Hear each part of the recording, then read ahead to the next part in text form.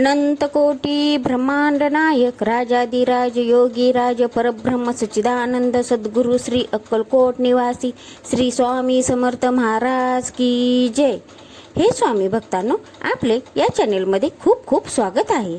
मी स्वामी सेवेकरी आपणास ऐकवत आहे श्री स्वामी समर्थ यांच्या जीवनात त्यांनी केलेल्या लीला म्हणजेच कथा या सोप्या भाषेत मी आपणास ऐकवणार आहे।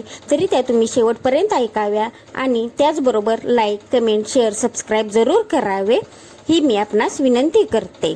चला तर आधी आपण श्री स्वामी गुरुवर्यांना प्रार्थना करूया। हे स्वामी गुरुवर्य, तुमचा कृपा आशीर्वाद कृपा दृष्टी सदैव आमच्यावर निश्चिंत राहू देत। तुमच्याबद्दलची श्रद्धा सदैव आमच्या मनात वास करू देत। सगळ्यांचे कल्याण करावे। काय चुकलं असेल तर आम्हाला माफ करावे। तुमचा वरद हस्त सदैव आमच्या मस्तकावर असू देत आणि आमचे मस्तक सदैव तुमच्या चरणी लीन असू देत। श्री स्वामी समर्थ। जय जय स्वामी समर्थ। आज आपण पाहणार आहोत 37वी कथा आचार्याचे भले झाले आणि 38वी कथा श्री स्वामींनी भक्ताला वाचवले। चला तर आचार्याचे भले कसे झाले ते पाहूया आता। श्री स्वामी समर्थाच्या दर्शनाला लांबून लांबून स्वामी भक्त येत असत। श्री चरणांवर आपले डोके ठेवून आपल्या व्यथा मांडत असत आणि आपल्या इच्छापूर्ती झाल्याचा आनंद मनात घेऊन परत जात असत। एकदा श्री स्वामींच्या दर्शनासाठी मुंबईहून प्रभू नावाचा माणूस आला होता। त्याच्याबरोबर एक आचारी होता। तो आचारी सुग्रास स्वयंपाक करण्यात पारंगत होता। श्री स्वामींच्या दर्शनाला ते दोघे आले तेव्हा त्यांनी स्वामींसाठी पंचपक्वानांनी भरलेले ताट सोबत आणले होते। प्रभू याच्या सांगण्यावरून आचार्याने ते पंचपक्वानाचे ताट श्री स्वामींच्या समोर ठेवले आणि नमस्कार करून बाजूला थांबला। श्री स्वामींनी त्या आचार्याकडे रोखून पाहिले आणि कडाडून म्हणाले, उचल ते ताट आणि त्या फकीराला खाऊ घाल। एवढे बोलून स्वामींनी समोर हात दाखवला। स्वामींनी ज्या दिशेला हात दाखवला होता त्या दिशेला सर्वांनी पाहिले। मठाच्या कुंपणाशी एक वृद्ध फकीर उभा होता। त्याच्या सोबत काळ्या रंगाचा एक तेजस्वी कुत्रा होता। त्या फकीराला बघून सर्व सेवेकऱ्यांना मोठे आश्चर्य वाटले, कारण यापूर्वी लोकांनी त्या फकीराला कधीच गावात कुठेही पाहिले नव्हते। तो इथे अचानक कसा काय आला हा देखील लोकांना प्रश्न पडला। श्री स्वामींच्या सांगण्यावरून आचार्याने ते ताट फकीराला नेऊन दिले। फकीराने आणि त्या काळ्या कुत्र्याने मिळून त्या ताटातले अन्न खाऊन टाकले। फक्त ताटात 5 घास अन्न उरले। ते बघून श्री स्वामी पुन्हा आचार्याला ओरडून म्हणाले, उचल ते ताट, खाऊन टाक ते अन्न व 5000 रुपये उचलून घे। चल निघ इथून, निघ। श्री स्वामी असे 3दा म्हणाले, आपण तर साधे आचारी, घरोघरी स्वयंपाक करून पोट भरतो, आपल्याला 5000 रुपये कशाला मिळतील असा विचार आचार्याच्या मनात आला। प्रभूने त्याला चलण्याची खूण करताच तो ताट उचलून चालू लागला। मुक्कामावर आल्यावर तो आचार्य प्रभूंना म्हणाला, श्रीमान, त्या फकीराने खाऊन उष्टी टाकलेले अन्न कसे खायचे? उष्टी अन्न खाणे बरोबर वाटत नाही। प्रभूने अक्कलकोट मधल्या विद्वान स्वामींच्या जवळच्या भक्तांशी याबाबत चर्चा केली तेव्हा ते भक्त म्हणाले, श्री स्वामी बोलतात त्यामागे गहन अर्थ असतो, तुम्ही शंका घेऊ नका। ते ऐकून दोघांनी ते अन्न प्रसाद म्हणून खाल्ले। मुंबईला परतल्यानंतर एके दिवशी प्रभू आपल्या एका दूरच्या मावशीकडे गेला होता। तेव्हाही त्याच्याबरोबर तो आचार्य होता। त्या मावशीकडे आचार्याने एकदा मागे स्वयंपाक केला होता। मावशीला ती गोष्ट आठवली। ती म्हणाली, तुम्ही खूप छान स्वयंपाक केला होता, सारे आनंदी झाले होते, तुम्हाला भेट देते। एवढे बोलून तिने 5000 रुपये काढून आचार्याच्या हातावर ठेवले। श्री स्वामी किती कृपावंत आहेत याची त्यांना प्रचिती आली। स्वामींच्या गहन बोलण्यामागचा अर्थही समजला। पुढे प्रभूचेही भले झाले। बघितलं ना, किती छान म्हणजे सांगितलेल्या आहेत कथा। श्री स्वामींनी केलेल्या जीवनात त्यांच्या लीलाही खूप अगम्य अशा आहेत, त्या तुम्ही नेहमी ऐकाव्यात। आता आपण पाहूया 38वी कथा श्री स्वामींनी भक्ताला वाचवली। श्री स्वामी समर्थ मोठे कनवाळू होते। भक्तांच्या हाकेला ते धावून जात असत, मात्र चुकीसाठी त्यांच्याकडे माफी नव्हती।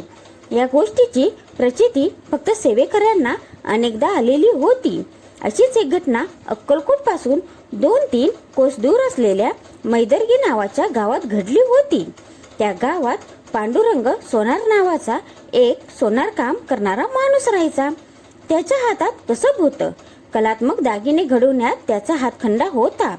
तो एवढे छान दागिने घडवायचा की लोक त्या दागिन्यांकडे बघतच राहायचे. पांडुरंग जरी कसबी कलावंत होता तरी त्याला सारखे काम मिळत नसल्यामुळे तो परिस्थितीने गांजला होता. गरिबीने हैराण झालेल्या पांडुरंगाला बायको मुलांचे पोट कसे भरावे याची नेहमी चिंता वाटत असे. पांडुरंग जरी हलाखीत जीवन जगत असला तरी तो श्री स्वामी समर्थांचा परमभक्त होता. अहोरात्र तो स्वामींचा धावा करत राहायचा. जेव्हाही वेळ मिळायचा तेव्हा तो अक्कलकोटला श्री स्वामींच्या दर्शनासाठी जात असे. मैदर्गी गावात एक धनाढ्य व्यापारी राहत होता. एकदा त्याला काही सोन्याचे दागिने घडवायचे होते. त्याने पांडुरंगाला ते काम दिले. दागिने घडवण्यासाठी लागणारे सोनेही दिले. ते सोने बघून पांडुरंगाच्या मनात लोभ उत्पन्न झाला. हे सोने आपण जर ठेवून घेतले तर आपली गरिबी दूर होईल असे त्याला वाटले. पांडुरंगाने मग चलाकी केली. त्याने त्या धनाढ्य व्यापाऱ्याला हवे होते तसे रुपयाचे दागिने घडवले आणि त्या दागिन्यांना मग सोन्याचा मुलामा चढवला आणि त्या व्यापाराला ते दागिने नेऊन दिले. काही दिवस तसेच निघून गेले. पण नंतर पांडुरंगाने दिलेले दागिने नकली असल्याचे त्या व्यापाऱ्याच्या लक्षात आले. आधी त्याने याबद्दल पांडुरंगाला विचारले पण तो कबूल झाला नाही. मग त्या व्यापाऱ्याने तहसीलदारांच्याकडे याबाबत तक्रार दाखल केली.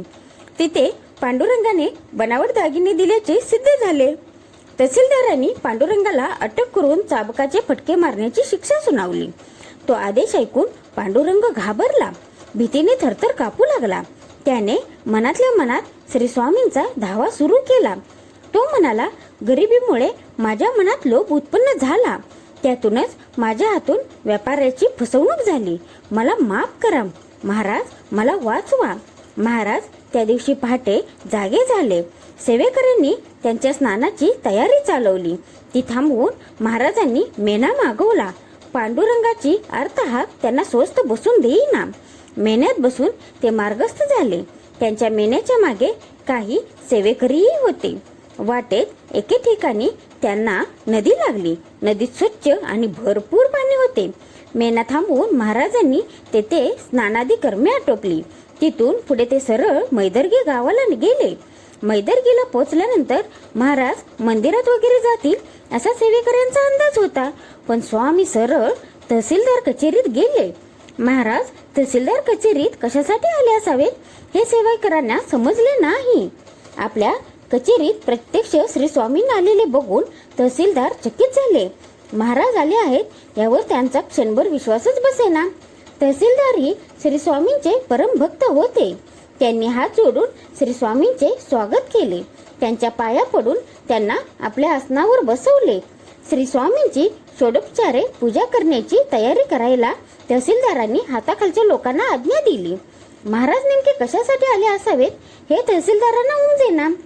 पांडुरंगाला तहसीलावरच बांधून ठेवले होते व त्याला चाबकाचे फटके मारण्याची तयारी सुरू होती. महाराजांनी पांडुरंगा इकडे अशी जोरदार हाक मारली. ते ऐकून तहसीलदारांनी पांडुरंगाला हजर केले. त्याच्यावर रागावून महाराज म्हणाले, गरिबी असली म्हणून लोकांना फसवायचे का? आमच्या भक्ताला हे शोभत नाही. ते ऐकून पांडुरंग घाबरला. त्याने हात जोडत लाजेने मान खाली घातली. त्या शेठजींचे नुकसान भरून दे. स्वामी त्याला म्हणाले. तहसीलदारांच्या लक्षात सारा प्रकार आला. पांडुरंगासाठी स्वामी इथे आल्याचे त्यांच्या ध्यानी आले. त्यांनी पांडुरंगाला शिक्षा न करता सोडून दिले. मात्र शेठजींचे सोने परत करायला सांगितले. पुढे पांडुरंगाने शेठजींचे सोने परत केले. त्यांचे नुकसान भरून दिले. कालांतराने पांडुरंगाची भरभराट झाली. अशा खूप साऱ्या लीला स्वामींनी आपल्या जीवनात केलेल्या आहेत. आजची केलेली सेवा मी श्री स्वामींचरणी अर्पण करते. काय चुकलं असेल तर त्यांनी मला माफ करावं. त्याचबरोबर आपण श्री स्वामींच्या कथा ह्या नेहमी ऐकत जावा ही मी आपणास विनंती करते. आणि त्याचबरोबर तुम्ही श्री स्वामी समर्थ हा जप अखंड आपल्या मुखात असू देत. श्री स्वामी समर्थ. जय जय स्वामी.